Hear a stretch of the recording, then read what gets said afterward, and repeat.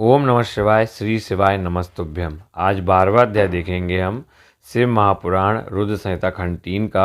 अभी तक हमने 11 अध्याय देख चुके हैं। अब 12वां अध्याय है पार्वती को सेवा में रखने के लिए हिमालय का शिव को मनाना। ब्रह्मा जी बोले, हे मुनि नारद। तत्पश्चात हिमालय अपनी पुत्री पार्वती को साथ लेकर शिव जी के पास गए। वहाँ जाकर उन्होंने योग साधना में डूबे त्रिलोकीनाथ भगवान शिव को दोनों हाथ जोड़कर नमस्कार किया तथा इस प्रकार प्रार्थना करने लगे, भगवान, मेरी पुत्री पार्वती आपकी सेवा करने की बहुत उत्सुक है, इसलिए आपकी आराधना करने के लिए मैं इसे अपने साथ यहाँ लाया हूँ। हे प्रभु, यह अपनी 2 सखियों के साथ आपकी सेवा में रहेगी। आप मुझ पर कृपा करके इसे अपनी सेवा का अवसर प्रदान करिए।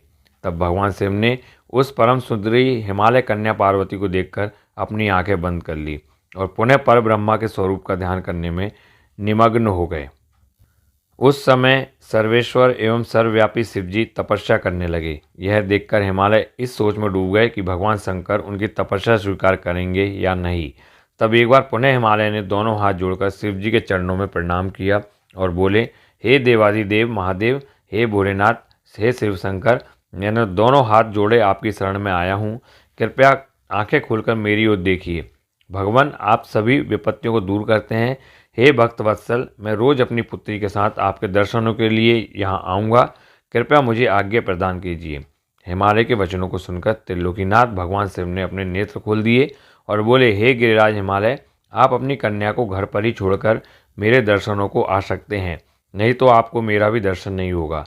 महेश्वर की ऐसी बात सुनकर हिमालय ने अपना मस्तक झुका दिया और शिवजी से बोले, हे प्रभु, हे महादेव जी, कृपया करके यह बताइए कि मैं अपनी पुत्री के साथ आपके दर्शनों के लिए क्यों नहीं आ सकता। क्या मेरी पुत्री आपकी सेवा के योग्य नहीं है? फिर इसे न लेकर आने का कारण मुझे समझ में नहीं आता है।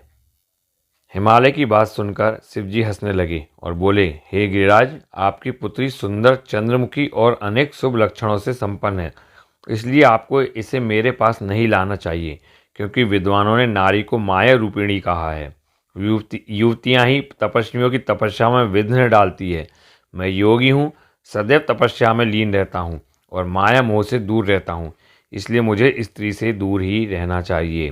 हे हिमालय, आप धर्म के ज्ञानी और वेदों की रीतियाँ जानते हैं। स्त्री की निकटता से मन में विषय वासना उत्पन्न हो जाती है और वैराग्य नष्ट हो जाता है, जिससे तपस्वी और योगी का ध्यान नष्ट हो जाता है।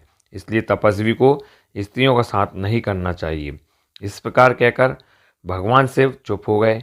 हिमालय शिवजी के ऐसे वचनों को सुनकर चकित और व्याकुल हो गए। उन्हें चुप देखकर पार्वती देवी असमंजस में पड़ गई। तो ये 12वां अध्याय था, जिसमें पार्वती को सेवा में रखने के लिए हिमालय का शिव को मनाना होता है कि आप तपस्या कर रहे हैं तो ये आप पार्वती जी आपकी सेवा करेंगी, ऐसा हिमालय जी बोलते हैं शिव जी से। अब हम 13वां अध्याय देखेंगे, जिसमें पार्वती शिव का दार्शनिक संवाद बताया गया है। बहुत ही महत्वपूर्ण अध्याय आने वाला है भाई। ऐसे ही देखते रहिए आप शिव शंभू यूट्यूब चैनल को, सुनते रहिए। ओम नमः शिवाय, श्री शिवाय नमस्तुभ्यम।